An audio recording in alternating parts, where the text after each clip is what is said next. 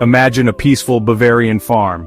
It's 1922. The snow falls softly, but something is terribly wrong. Inside the farmhouse, 6 people lie dead. They were brutally murdered days ago. This is the chilling story of the Hinterkaifeck Murders. A story that remains unsolved to this day. The Hinterkaifeck Murders continue to fascinate and horrify. It's a tale of a seemingly ordinary family. They lived on an isolated farm. Then their lives were brutally cut short. The killer? Never found. The motive? A complete mystery. The brutality of the crime shocked the community. It shocked the world. How could this happen in such a quiet place? Who would commit such a heinous act?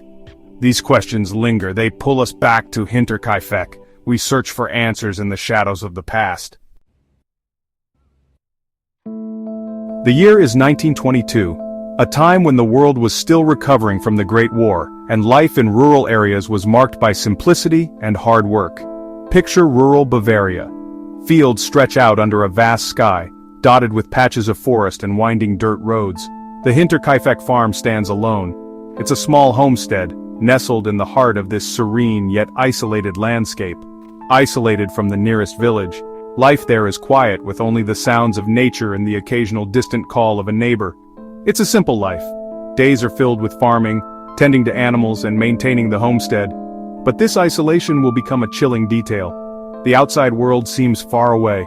The farmhouse itself is modest, with wooden beams and a thatched roof. It's a 2-story structure.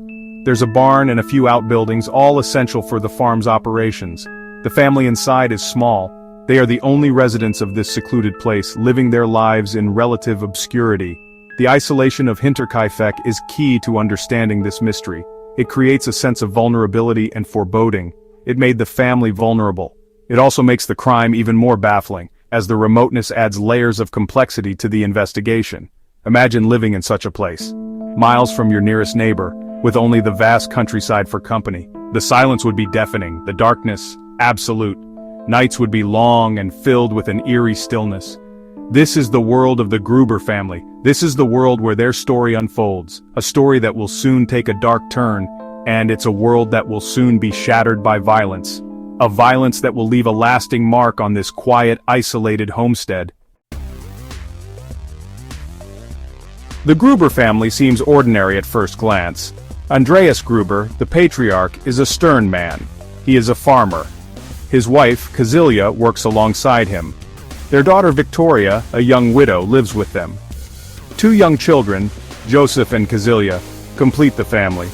But beneath the surface there are cracks in the family facade.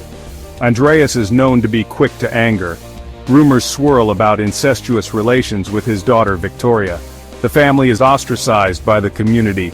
Their secrets and strained relationships add a layer of complexity to the case. Little Joseph and Kazilia are innocent amidst the family turmoil. They are just children. Their lives are about to be tragically cut short. The thought of their innocence makes the crime even more horrifying, their vulnerability even more heartbreaking. In the days and weeks leading up to the murders, strange events plague the Gruber family. Footsteps in the snow lead to the farm, but no one is there. Andreas finds an unfamiliar newspaper in the house. The house key goes missing. A sense of unease settles over the farm. These incidents unnerve the family. They heighten the isolation. Is someone watching them? Is someone toying with them?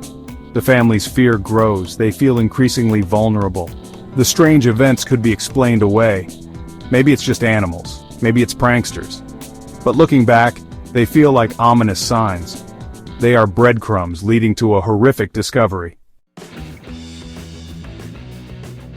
The exact details of that fateful night remain shrouded in darkness. It happened sometime between the evening of March 31st and April 1st, 1922. The killer, or killers, lured the family to the barn one by one.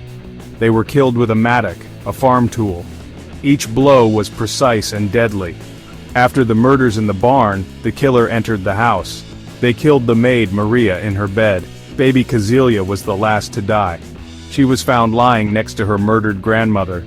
The crime scene was horrific. It was a bloodbath. The killer stayed at the farm for several days after the murders. They fed the cattle, they ate the family's food. This chilling detail paints a picture of a cold and calculating killer. It adds another layer of horror to the already gruesome crime. The discovery of the bodies on April 4, 1922, sent shockwaves through the community. The small, tight-knit village was unprepared for such a gruesome revelation. News spread quickly, and fear gripped the hearts of the residents.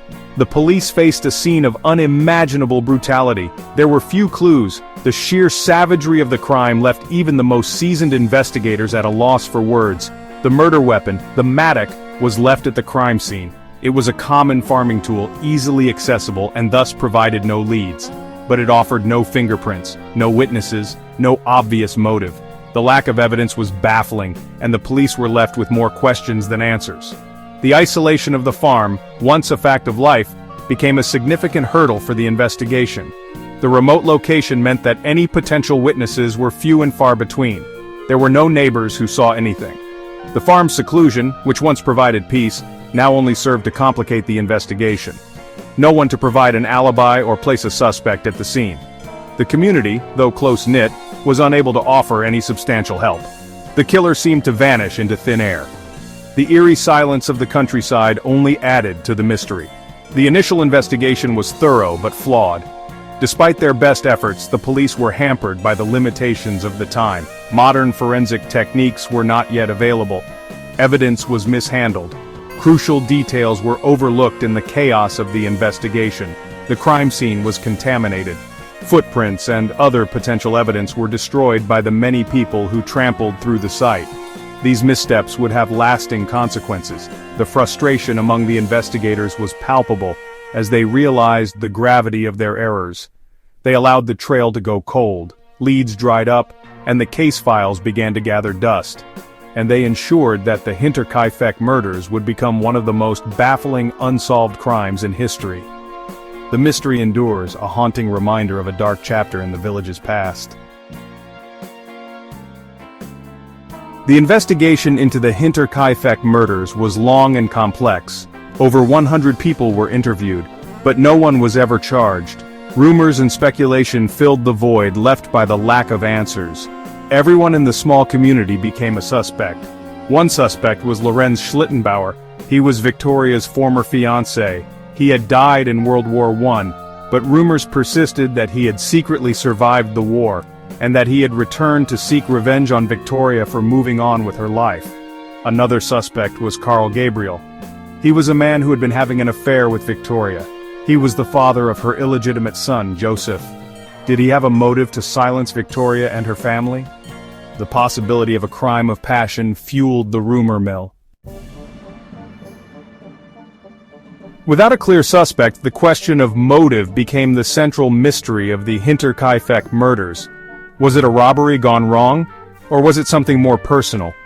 The brutality of the murders suggested a crime of passion, but who would have wanted the entire family dead? Some theories focused on the family's secrets, the alleged incest between Andreas and Victoria, the illegitimate child. These scandals could have motivated someone to seek revenge. Perhaps someone wanted to silence the family and bury their secrets forever. Other theories explored darker possibilities. Was the killer a drifter, a serial killer passing through the area? Or was it someone the family knew, someone they trusted enough to let into their home? The possibilities were endless, and the lack of answers only fueled the imagination. The Hinterkaifeck murders continue to fascinate and horrify even a century later. The crime remains unsolved, shrouded in mystery and speculation. Despite numerous theories and investigations, the truth remains elusive. The farm is long gone, demolished in 1923. Yet, the land where it once stood is still visited by those intrigued by the case. But the memory of the murders lingers. A memorial stone stands near the site, a somber reminder of the lives lost. It casts a long shadow over the area, a place where the past and present seem to intertwine. In recent years, there have been renewed efforts to solve the case using modern forensic techniques. Advances in technology have provided new hope. DNA analysis has been conducted on evidence from the crime scene. Scientists meticulously examine every detail, hoping to uncover new clues. But so far these efforts have not yielded any conclusive results. The case remains open, a puzzle that continues to baffle investigators. The Hinterkaifeck murders serve as a chilling reminder of the darkness that can lurk beneath the surface of ordinary life. The isolated farmhouse, once a place of daily routines, became a scene of unimaginable horror. They remind us that even in the quietest corners of the world, evil can find a foothold. The serene countryside hides secrets that may never be fully uncovered, and they leave us with a haunting question. Will we ever know the truth about what happened on that cold, dark night in 1922? The mystery endures, a ghostly presence in the annals of true crime. If you enjoyed this video, please comment, subscribe, and like. Your support helps us bring more intriguing stories to light.